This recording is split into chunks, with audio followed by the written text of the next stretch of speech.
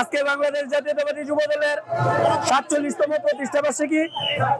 এই প্রতিষ্ঠাবার্ষিকী উপলক্ষে আমি প্রথমেই স্মরণ করতে চাই বাংলাদেশ জাতীয়তাবাদী দলের প্রতিষ্ঠাতা শহীদ রাষ্ট্রপতি জিয়াউর রহমানকে শ্রদ্ধা করে স্মরণ করছি এবং স্মরণ করছি আমাদের দেশনেত্রী বেগম খালেদা জিয়াকে।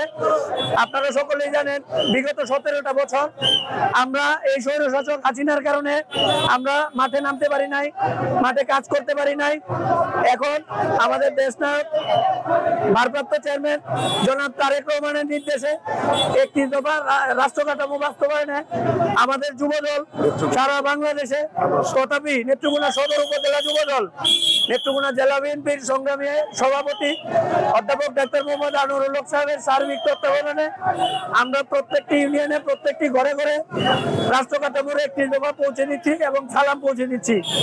এবং আজকের এই প্রতিষ্ঠাবার্ষিকী থেকে আমি একটি কথা বলতে চাই, নেত্রকোনা সদর উপজেলা যুবদল সুসংগঠিত এবং আমাদের কেন্দ্রীয় বিপ্লবী সভাপতি মুনায়েম মুন্না ভাই এবং সাধারণ সম্পাদক নুরুল ইসলাম নয়ন ভাইয়ের নির্দেশক্রমে আমরা রাজপথে অতীতে ছিলাম, ভবিষ্যতেও থাকবো ইনশাল্লাহ।